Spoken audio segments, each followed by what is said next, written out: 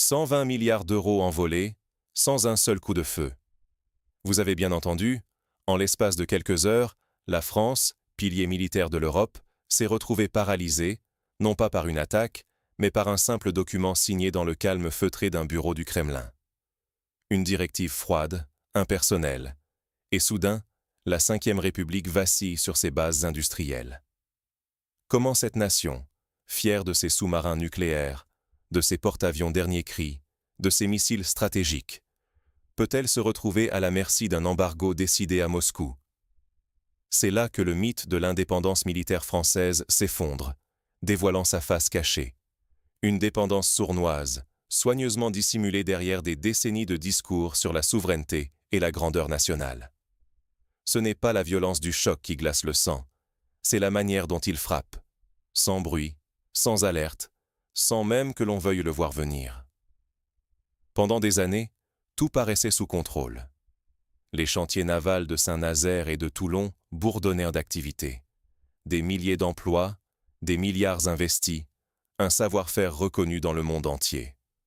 Les matériaux arrivaient à l'heure, les contrats étaient respectés, personne ne remettait en question l'origine des composants les plus critiques. Pourquoi s'inquiéter? Les chaînes logistiques tournaient, la France se pensait à l'abri. Mais tout s'est effondré le jour où la Russie a refermé le robinet. D'un coup, 60% des matériaux stratégiques nécessaires à la flotte française disparus du circuit. Plus de métaux spéciaux pour les coques de sous-marins, plus de composites uniques pour les porte-avions, plus de revêtements furtifs. Les ingénieurs, sidérés, ont vu leur chantier s'arrêter net, incapables de terminer les navires qui devaient assurer la sécurité du pays. Les appels restent sans réponse. Les partenaires étrangers se taisent. À Paris, la stupeur se mue en panique. Ce n'est pas un simple problème d'approvisionnement, c'est une faille systémique exposée au grand jour. Le plus déconcertant, cette catastrophe n'est ni le fruit d'une crise imprévisible, ni d'une attaque militaire. C'est l'aveuglement collectif, la croyance aveugle dans la mondialisation, la confiance naïve dans des chaînes d'approvisionnement opaques qui a mené la France au bord de l'effondrement. Ce n'est pas un missile, mais un stylo qui a révélé la vulnérabilité d'une nation entière. Et ce qui s'est passé en France n'est qu'un avant-goût d'un risque bien plus large. La perte du contrôle de son destin, la destruction de milliers d'emplois, la réputation d'un pays sacrifié du jour au lendemain. L'Europe entière est prévenue. L'autonomie stratégique ne s'improvise pas, elle se défend chaque jour. Mais alors, comment a-t-on pu en arriver là? Pour le comprendre, il faut remonter le fil de ces chaînes invisibles qui tiennent la France et disséquer l'engrenage caché de sa dépendance. Tout allait si bien, jusqu'au choc. La France, depuis toujours, aime à se penser comme une forteresse. Une puissance militaire indépendante, maîtresse de son destin. Au sommet de l'État, on parle transition énergétique, élections européennes, relations avec l'Afrique. La marine, bien sûr, reste une fierté nationale, mais on la considère comme une machine bien huilée, un sujet sérieux mais jamais brûlant. Le président a d'autres priorités, les ministres gèrent leurs dossiers avec le sérieux requis, mais sans cette pointe de suspicion envers les chaînes d'approvisionnement qu'imposerait la géopolitique actuelle. Et pourtant, dans l'ombre, la France investit des milliards dans son arsenal naval. Les sous-marins nucléaires de nouvelle génération, le futur porte-avions, la modernisation continue des frégates et des bâtiments de soutien. À première vue, tout est sous contrôle. Des chantiers navals de Saint-Nazaire à Toulon, des ingénieurs élaborent des plans à la pointe de la technologie, les ouvriers soudent, forgent, assemblent des structures colossales. Les réunions s'enchaînent dans les bureaux du ministère, les tableurs remplis de données rassurantes. On célèbre la réussite industrielle, la technicité française, la capacité du pays à innover dans la défense. Mais derrière cette routine rassurante, un élément fondamental est ignoré, la complexité extrême des chaînes d'approvisionnement. Depuis des décennies, la rationalité économique règne. On optimise, on externalise, on achète là où le rapport qualité-prix est imbattable. Pour certains matériaux stratégiques, il n'existe que peu de fournisseurs dans le monde et, incidemment, les aciéries russes figurent parmi les plus performantes. Les entreprises privées suivent leur logique. Marge, délai, spécifications techniques. Rarement elles anticipent les scénarios géopolitiques. Pour elles, un fournisseur fiable aujourd'hui le restera demain. Le problème, c'est que la sécurité d'un État ne se mesure pas en centimes économisés ni en délais battus. Elle dépend de la résilience invisible de ces chaînes, de leur capacité à résister aux tempêtes du monde. Depuis longtemps, des signaux d'alerte ont pourtant clignoté. Quelques rapports d'experts, rangés dans des tiroirs, évoquaient la dépendance grandissante envers des matériaux hors UE. Mais on a préféré ne pas les lire ou les enterrer entre deux audits de conformité. La mondialisation, depuis les années 1990, a imposé l'idée que l'interdépendance est forcément synonyme de stabilité, que les liens commerciaux servent de rempart contre la guerre. Cette croyance s'est installée dans chaque bureau, chaque réunion, chaque décision d'achat. Et chaque jour, dans les ateliers ou les ministères, la routine a masqué la vulnérabilité profonde du système. On s'est habitué à voir arriver les containers, à valider les lots, à cocher les cases du suivi logistique sans jamais, ou presque, se demander « Que se passerait-il si, demain, tout s'arrêtait ?» Il faut dire que tout semble fonctionner à merveille. Les chaînes sont efficaces, fluides, globalisées. Les intermédiaires se chargent de brouiller les pistes, d'obtenir les certificats nécessaires pour que des matériaux russes circulent légalement via des pays tiers jusqu'aux chantiers français. Tout est conforme, sur le papier. Personne n'a envie de regarder derrière le rideau. C'est cette cécité, cette foi dans un système que l'on croit perpétuel, qui a ouvert la porte au désastre. Car la réalité est bien plus fragile qu'on veut l'admettre. La France, en croyant maîtriser son destin naval, a en réalité laissé une partie de son avenir entre les mains d'autres puissances, à l'autre bout du continent. La spécialisation industrielle fait que certains alliages, certains composites, certaines couches anti-radar ne peuvent être produits qu'à quelques endroits sur la planète. Mais ce détail, on le relègue loin derrière la rationalité du moment. Le danger, c'est que ces failles sont invisibles. Tant que tout va bien, la machine tourne et l'illusion d'autonomie demeure. Mais ignorer ces vulnérabilités latentes, c'est risquer un effondrement soudain, non pas à cause d'un missile ou d'un sabotage, mais d'une simple décision prise loin de Paris, chez un fournisseur devenu indispensable. Ce n'est pas une attaque frontale, mais le débranchement brutal d'un cordon vital que nul n'avait jamais pris la peine d'inspecter. Dans les chantiers, la vie suit son cours.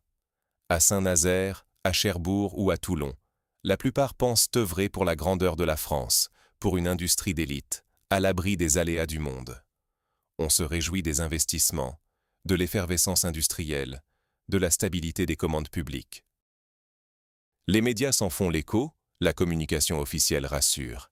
La France innove, la France produit, la France maîtrise. Mais cette routine, cette sérénité de façade, cache une évidence que peu veulent voir. Sans une remise en question radicale, la sécurité nationale tout entière repose sur des fondations bien plus fragiles qu'il n'y paraît. Des milliers d'emplois, la réputation même du pays, la crédibilité de ses dirigeants, tout cela peut s'effondrer si un maillon critique vient à céder.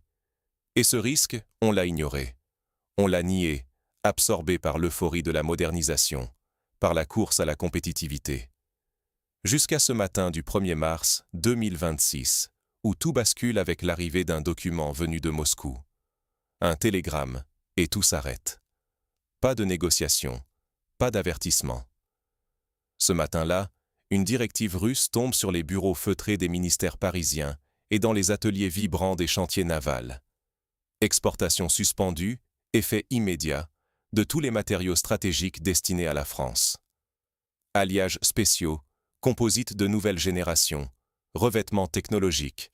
La liste est froide, implacable, exhaustive. En quelques lignes, la Russie coupe le robinet. Et soudain, le cœur industriel de la marine française cesse de battre. Au début, c'est l'incrédulité. Personne, ou presque, ne réalise l'ampleur de la dépendance. Les dossiers confidentiels atterrissent sur les tables, jusqu'à 60% des composants critiques. Acier très haute performance pour coques de sous-marins, composites structurels pour porte-avions, revêtements absorbants pour technologies furtives, provenaient, directement ou non, des usines russes. Des années de montages ingénieux, d'intermédiaires dans des pays tiers, de certificats d'origine soigneusement rédigés pour masquer le véritable fournisseur. Tout s'effondre d'un coup. Ce qui semblait être une diversification prudente était en réalité un jeu de piste, une illusion de sécurité. Ce n'est pas une bombe qui a mis la machine à l'arrêt, ni un sabotage spectaculaire. Juste un message officiel, glacial, qui révèle la fragilité d'un système que l'on croyait robuste. L'optimisation économique, élevée au rang de dogme, a masqué un angle mort. La sécurité nationale ne se compte pas en centimes économisés. Elle se mesure à la capacité de continuer à produire, même quand le monde devient hostile. Dans les chantiers, la stupeur laisse place à la panique. À Saint-Nazaire, à Toulon, dans ces villes où la construction navale façonne une identité collective depuis des générations, tout ralentit, puis s'arrête. Les bruits familiers disparaissent. Plus de marteaux, plus de chalumeaux, plus de voix qui résonnent dans les nefs géantes. Les stocks fondent à vue d'œil. Les chaînes de production se grippent. On tente de réorganiser, de gagner du temps, mais tout le monde sait, sans ces matériaux, il n'y a pas de plan B. Ce ne sont pas des boulons ou des plaques banales. Pour chaque pièce, les exigences sont extrêmes. Les alliages pour sous-marins doivent résister à des pressions écrasantes, des centaines de mètres sous la mer.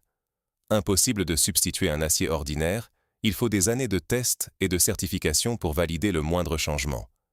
Les composites pour les superstructures des nouveaux porte-avions sont uniques, fruits de recherches secrètes, alliance de légèreté et de robustesse inégalée. Quant aux revêtements furtifs, qui rendent les navires invisibles au radar ennemi, ils sont si sensibles que leur composition exacte n'est partagée qu'entre quelques experts. Remplacer l'un ou l'autre relève de l'impossible, du moins à court terme. Bientôt, les conséquences s'enchaînent, implacables. Des projets phares gelés pour une durée indéterminée. Des milliards d'euros investis immobilisés dans des coques à moitié finies, en attente de matériaux qui n'arriveront plus. L'État doit annoncer des mises en chômage technique. Des milliers d'emplois hautement qualifiés, fruits de décennies de formation, se retrouvent suspendus à un fil. Les syndicats s'alarment, les élus locaux montent au créneau, l'inquiétude gagne la rue. Car chaque soudeur, chaque ingénieur qui quitte le chantier emporte avec lui une part du savoir-faire français. Et ce capital humain, une fois dispersé, ne se reconstitue pas en un claquement de doigts. Mais le coup de grâce ne s'arrête pas là. Tandis que la France recense les dégâts industriels, Moscou lance une deuxième offensive, une nationalisation éclair de tous les avoirs français en Russie. Terminaux portuaires, centres logistiques, usines où la France avait investi pour pénétrer le marché ou sécuriser ses chaînes industrielles, tout passe sous contrôle russe, en une nuit, sans compensation. Ce ne sont pas de simples pertes comptables. Ces infrastructures, au fil des ans, étaient devenues des pivots de l'influence économique et diplomatique française dans la région. D'un trait de plume, elles sont confisquées, et avec elles, des années de relations, d'accès à l'information, de leviers stratégiques. Un double coup, d'une brutalité rare. D'un côté, la production paralysée, de l'autre, la présence industrielle effacée. À Paris, le choc est total. Les bilans internes font état de pertes directes de plusieurs milliards d'euros, mais ces chiffres ne disent rien du vrai prix. La perte d'autonomie industrielle, le recul de la puissance politique, et surtout, l'humiliation nationale. Pour la première fois depuis des décennies, la France doit admettre que sa souveraineté, fièrement affichée, n'était qu'une façade, soutenue par une dépendance soigneusement dissimulée. Et la solitude s'installe. L'Europe, qu'on espérait solidaire, observe, mais n'agit pas. Les partenaires, eux aussi ébranlés par la brutalité russe, préfèrent le silence à la confrontation. Les capitaux français rapatriés de force, les commandes annulées, les ouvriers inquiets, tout cela n'émeut guère les chancelleries voisines, plus préoccupées par l'onde de choc que par le sort de la France. Chacun réalise que, demain, ce pourrait être son tour. Ce qui se joue ici, ce n'est plus seulement un affrontement industriel. C'est le test ultime de la solidarité européenne, de la capacité du continent à peser dans un monde où la force se cache dans la maîtrise de l'invisible. Dans l'hémicycle, la tension monte. Parlementaires et opinion publique réclament des comptes. Depuis combien de temps savait-on que la moitié des matériaux venaient de Russie? Qui a pris la décision de fermer les yeux sur ces risques? Comment expliquer que la sécurité de la nation ait été subordonnée à la logique du moindre coût? Les réponses se font attendre, embarrassées, partielles. Les responsables parlent de circonstances exceptionnelles, de lois du marché, de globalisation inévitable. Mais la colère gronde. Ici, il ne s'agit plus d'économie, mais de souveraineté, d'emploi, d'honneur national. L'industrie française découvre la dure réalité. Une chaîne d'approvisionnement n'est forte que de son maillon le plus faible. L'ingénierie financière, les certifications croisées, les intermédiaires habiles, tout cela n'aura servi qu'à masquer un piège que la Russie, patiemment, a su refermer au moment le plus stratégique. Non, la puissance ne réside pas seulement dans la taille de la flotte ou la sophistication des systèmes d'armes. Elle tient à la capacité à faire tourner l'atelier, à livrer le navire, à défendre, coûte que coûte, la possibilité de choisir son destin. Et le vrai risque, le risque qui sidère Paris et alarme l'Europe entière, c'est que cette fracture ne sera pas colmatée en quelques mois. Remplacer ces matériaux est un processus titanesque. Il faudra repenser les normes, redévelopper les technologies, recruter et former de nouveaux spécialistes, tisser de nouvelles alliances industrielles. Pendant ce temps, des emplois disparaissent, des filières entières vacillent, la réputation internationale de la France s'effrite. Les concurrents, eux, observent, prêts à profiter de la moindre faiblesse. Alors, que reste-t-il? Un silence assourdissant dans les ateliers. Des tableaux de bord qui affichent la même ligne rouge, rupture d'approvisionnement. Des dirigeants confrontés à l'impensable, la vulnérabilité stratégique d'un pays qui croyait avoir tout prévu, sauf l'essentiel. Du sommet de l'État jusqu'aux docks vidés de leurs travailleurs, le constat est le même. La mondialisation, lorsqu'elle n'est pas interrogée, peut se retourner contre ceux qui en dépendent le plus. Face à l'impasse, la France doit choisir parmi 3 chemins, chacun semé d'embûches. Quand toutes les options sont douloureuses, que faire? Pour Paris, la crise se transforme en véritable casse-tête stratégique. D'un côté, il y a l'urgence.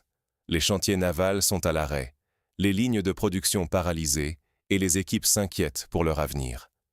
Mais face à la brutalité du choc, toutes les solutions potentiellement salvatrices semblent comporter leur lot de pièges ou de sacrifices inacceptables. Chercher de nouveaux fournisseurs? En théorie, c'est la réponse rationnelle.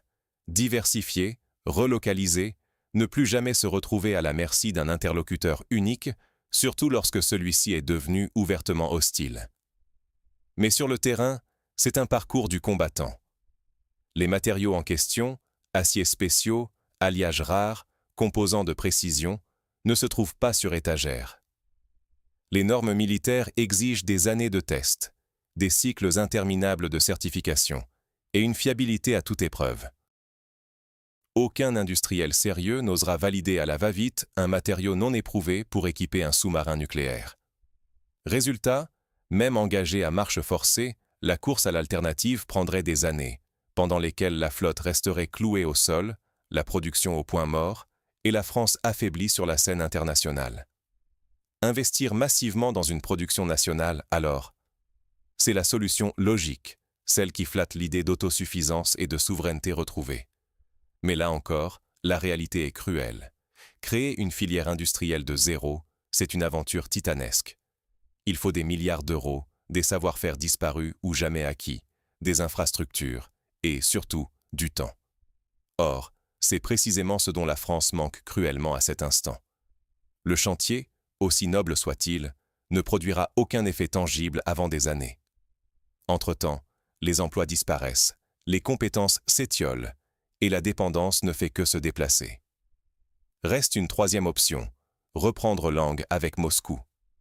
Mais cette fois, c'est Paris qui est en position de faiblesse. L'arme économique a déjà frappé, et les Russes le savent. La négociation s'apparenterait donc à une série de concessions politiques, économiques, voire diplomatiques, impossibles à justifier devant l'opinion. assouplir les sanctions, modérer les critiques, voire faire des compromis sur des sujets stratégiques. C'est le prix de la dépendance. Céder, pour espérer retrouver un semblant de normalité. Un dilemme insupportable pour un pays qui avait fait de son autonomie une fierté nationale. Le résultat? Une France humiliée, coincée entre la perte industrielle, chantiers abandonnés, milliards engloutis, influence évaporée, et la perte de prestige, symbolisée par la froideur de la réponse européenne. Car, autre gifle, Paris découvre qu'il est seul. À Bruxelles, la solidarité s'effrite. Les grands mots sont là, mais aucune action concrète, aucune stratégie commune. Entre prudence, calculs nationaux et peur de la provocation, l'Europe se révèle fragmentée, hésitante, incapable de former un front uni. Ce silence, c'est une deuxième défaite. Il signale à Moscou qu'il peut frapper sans s'exposer à des représailles coordonnées. Pire, chaque pays commence à regarder ses propres vulnérabilités avec anxiété. Après la France, qui sera le prochain? L'Allemagne, déjà inquiète pour ses approvisionnements en terres rares? L'Italie, dépendante de composants critiques pour son énergie? L'Europe découvre sa fragilité, tardivement et collectivement. Cette méthode russe, on la comprend trop tard. Transformer l'interdépendance en instrument de chantage géopolitique. Ce n'est ni une bombe ni un missile, mais une stratégie froide, redoutablement efficace. Par une simple décision administrative, la nationalisation des actifs français, la rupture des contrats, Moscou inflige un double coup. Privée de matériaux, la France perd instantanément sa capacité à construire ses propres navires. Privée de ses investissements, elle voit s'évanouir des décennies de présence économique, d'accès à l'information et d'influence dans une région clé. Tout cela sans jamais avoir recours à la force armée.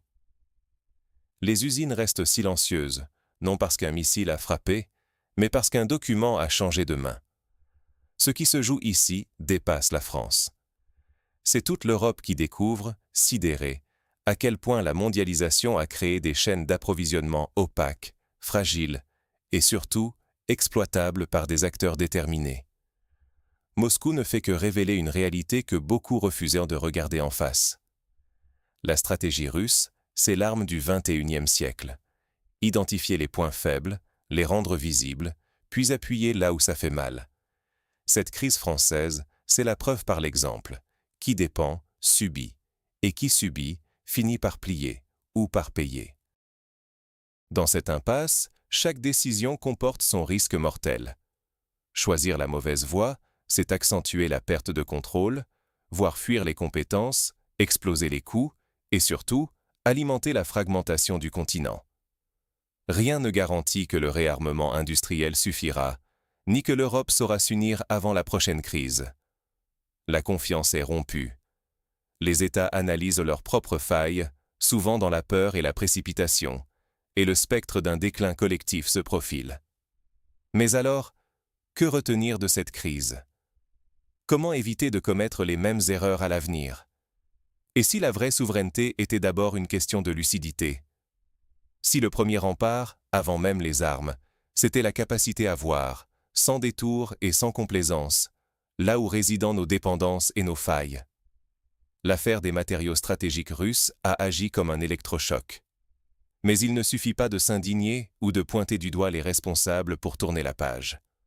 Non, ce qui s'est passé en France doit servir de leçon, ici et maintenant, pour toute l'Europe, et même au-delà. Première prise de conscience. Il faut cesser d'opposer économie et sécurité. Cette vieille logique, où l'on optimise les coûts d'un côté et où l'on se rassure avec des discours sur la souveraineté de l'autre, a montré ses limites. La résilience doit passer avant l'obsession de l'efficacité immédiate. Parce que dans un monde où chaque dépendance peut se transformer en arme, l'illusion de la stabilité est, en réalité, la première faiblesse. Quand on observe le parcours de ces matériaux clés, produits dans quelques régions du globe, transportés à travers des chaînes d'approvisionnement longues et opaques, soumis à tous les aléas géopolitiques, on se rend compte que la maîtrise stratégique s'est déplacée. Elle n'est plus dans le contrôle des frontières, mais dans la connaissance et la sécurisation des flux invisibles qui irriguent notre industrie. Alors, par où commencer? D'abord, La diversification des sources. Ça sonne comme une évidence, et pourtant, pendant des années, la tentation du moindre coût a conduit à concentrer l'approvisionnement, ignorant les signaux faibles des spécialistes. Aujourd'hui, l'Europe paie le prix de cette myopie. Il faut accepter d'investir dans des alternatives nationales ou européennes, même si cela coûte plus cher sur le court terme.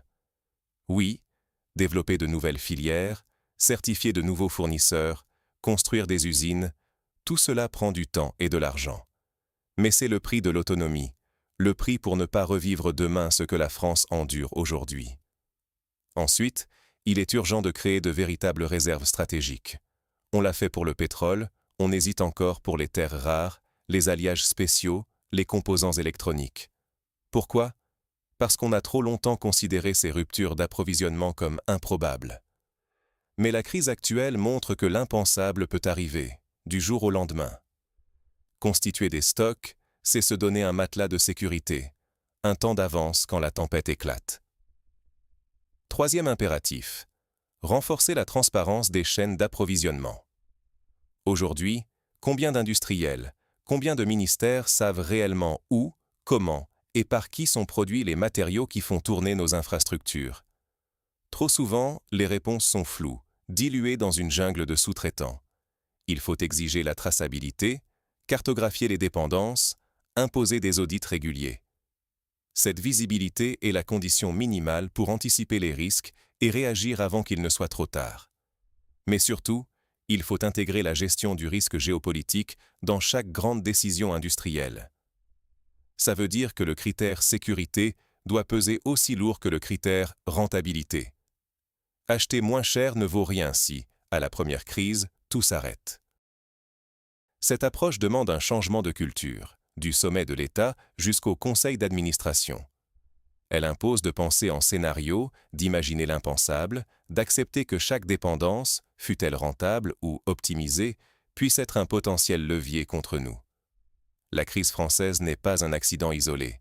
C'est un signal d'alarme. Ce qui touche aujourd'hui la défense peut frapper demain l'énergie, la pharmacie, les semi-conducteurs. Les chaînes d'approvisionnement de ces secteurs sont, elles aussi, globalisées, vulnérables, parfois tout autant concentrées. Ne pas apprendre de cette crise, c'est accepter l'idée qu'un jour, un autre document, dans un autre bureau, puisse paralyser une autre industrie entière. Et le risque ne s'arrête pas là. Il y va aussi de la survie de notre tissu industriel, des milliers d'emplois qui en dépendent, de notre place dans l'échiquier international. Laisser perdurer ces faiblesses, c'est offrir à des puissances rivales un moyen de pression sans précédent, capable de mettre à genoux, sans tirer un coup de feu, les économies les plus avancées. Concrètement, l'Europe doit donc bâtir une stratégie industrielle commune, fondée sur l'identification de ses dépendances critiques et sur la mutualisation des ressources pour y répondre. Cela suppose d'investir massivement, d'accepter des compromis budgétaires, de sortir du dogme de la seule compétitivité prix. Il faudra aussi redéfinir le rôle de l'État, non pas comme simple régulateur, mais comme stratège industriel, capable de planifier à long terme, d'orienter l'investissement, de coordonner l'effort au niveau continental. L'Union européenne a commencé à s'éveiller sur la question des semi-conducteurs, mais il reste tant à faire sur d'autres segments tout aussi cruciaux. Enfin, il faut cultiver une vigilance permanente. Se préparer à l'incertitude, c'est sans doute la clé de la souveraineté moderne. Ne jamais considérer la stabilité comme acquise, toujours tester ses propres défenses, remettre en question les automatismes. Parce que le monde a changé, la puissance s'exerce désormais dans les interstices, dans la capacité à détecter et à neutraliser les pressions invisibles avant qu'elles ne deviennent des crises majeures. Rater ce tournant, ce serait s'exposer à des déstabilisations encore plus graves. Ce serait accepter de rester vulnérable, de confier notre avenir à la bonne volonté de puissance qui, elle, n'hésite pas à faire de la dépendance un instrument de pouvoir. La leçon est claire. La souveraineté ne se proclame pas, elle se construit, patiemment, lucidement, au prix d'efforts collectifs et de choix parfois difficiles. La conclusion s'impose, il est temps de repenser la notion même de puissance et de sécurité à l'ère des chaînes globales. Jusqu'où accepterez-vous de dépendre des autres pour votre propre sécurité ? Ce qui vient de se jouer sous nos yeux n'est pas seulement une crise passagère, ni même une simple leçon de géopolitique industrielle. C'est une mise à nu brutale d'une illusion qui a trop longtemps bercé la France, et l'Europe entière, celle de la maîtrise de son destin, alors même que des pans entiers de sa sécurité reposaient sur des chaînes d'approvisionnement opaques et des décisions prises loin de Paris, loin de Bruxelles, loin de tout contrôle démocratique. L'affaire des matériaux stratégiques russes n'est pas un imprévu, ni une fatalité. C'est le résultat d'années, voire de décennies, de choix dictés par l'obsession de l'efficacité économique, par la confiance aveugle dans le marché globalisé, par l'idée selon laquelle la sécurité et la prospérité pouvaient être séparées, gérées dans des silos distincts. Le prix, aujourd'hui, c'est la paralysie de nos arsenaux, la menace qui pèse sur des milliers d'emplois, une industrie navale au ralenti, des milliards d'euros qui s'envolent, et surtout, un sentiment d'impuissance stratégique. Ce qui est frappant, c'est que cette crise ne s'est pas déclenchée par un missile, ni par une attaque cyber. Il n'a pas fallu d'explosion, de sabotage, ni même de déclaration de guerre. Un simple document, une révélation, a suffi. Une faille invisible dans la cuirasse nationale, soudain exposée à la lumière. Voilà où réside la force des chaînes d'approvisionnement. Elles sont invisibles, souterraines, et pourtant, elles tiennent tout un pays en otage. Les armes du XXIe siècle ne sont pas toujours spectaculaires. Parfois, ce sont des vannes qu'on ferme, des contrats qu'on bloque, des matières premières qu'on retient. Celui qui contrôle la source contrôle tout. La production, la technologie, la capacité de défense, la diplomatie, et même la stabilité politique. Regardez la situation de la France aujourd'hui. D'un côté, négocier avec Moscou pour rouvrir le robinet des matériaux essentiels, au prix de concessions dont la portée symbolique et politique serait désastreuse. D'un autre, refuser l'accord et risquer l'effondrement de filières entières, de Toulon à Saint-Nazaire, avec à la clé des milliers de salariés, des fournisseurs en cascade, et une pression sociale explosive. Et tout cela, alors que l'Europe se montre hésitante, prudente, divisée, incapable de répondre collectivement au choc qui frappe l'un de ses piliers. La France, fer de lance de l'autonomie stratégique européenne, se retrouve isolée face à la tempête, et le monde observe. Comment une puissance militaire, industrielle, nucléaire, membre permanent du Conseil de sécurité, peut-elle être mise à genoux sans qu'aucune arme n'ait été tirée? C'est ici que réside la véritable leçon. La puissance d'un pays, sa souveraineté, ne se mesure plus uniquement à la taille de ses arsenaux, à la sophistication de ses technologies ou à la bravoure de ses soldats. Elle se mesure à sa capacité de maîtriser les rouages invisibles qui font tourner la machine. Matières premières, composants critiques, logistique, flux financiers, normes techniques, brevets, accès aux infrastructures. L'ennemi d'aujourd'hui n'attaque pas toujours de front. Il exploite les failles, il attend que la complaisance rende l'adversaire vulnérable. Et il frappe là où ça fait le plus mal, au cœur de la dépendance. Ce qui s'est passé en France n'est pas un cas isolé, ni un avertissement sans frais. C'est un test grandeur nature pour toute l'Europe, et au-delà. Car ce qui débute dans un chantier naval français, demain peut se jouer dans l'énergie allemande, les semi-conducteurs néerlandais, l'agroalimentaire italien. Les mêmes logiques s'appliquent au partout. Là où la quête de rentabilité immédiate a pris le pas sur la prudence, là où l'indépendance a été sacrifiée sur l'autel de la mondialisation, la vulnérabilité s'est installée en silence. La France n'est donc pas seule. Mais elle est le premier domino à tomber assez bruyamment pour que tout le continent en prenne conscience. Ignorer ce signal, ce serait choisir, délibérément, la prochaine crise. Refuser d'agir aujourd'hui, ce serait accepter que l'histoire se répète, qu'on ferme un robinet ici, qu'on bloque un composant là, et qu'à chaque fois, ce soit la même impuissance, la même sidération, les mêmes débats sans issue.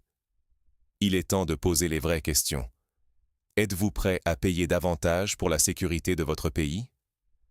À accepter que la souveraineté coûte, qu'elle exige des choix collectifs, des investissements, des sacrifices, parfois même une remise en cause des dogmes de la mondialisation heureuse? Le marché ne pense pas la sécurité, il ne prévoit pas la résilience. Il optimise, il externalise, il oublie la géopolitique. Mais ceux qui contrôlent les flux, eux, n'oublient jamais l'arme que cela représente. La crise actuelle appelle une réponse sans ambiguïté. Revoir nos priorités. Investir dans les filières critiques. Développer des réserves stratégiques. Diversifier nos sources, même si cela coûte plus cher. Réapprendre à penser la sécurité non seulement en termes de frontières, mais de dépendance, de flux, d'interdépendance. Faire de la résilience un principe directeur, pas une variable d'ajustement. Ce n'est pas simplement une question de survie industrielle ou de prestige national. C'est une question de liberté. Car une nation qui dépend d'un autre pour les fondements mêmes de sa défense, de son économie, de sa cohésion sociale, n'est plus tout à fait maîtresse de son destin. Elle négocie sa souveraineté à chaque instant, souvent sans même le savoir. Le monde entier observe ce moment charnière. Chaque décision prise aujourd'hui en France, chaque hésitation, chaque choix, envoie un message bien au-delà de l'Hexagone. Aux gouvernements, aux industriels, aux citoyens.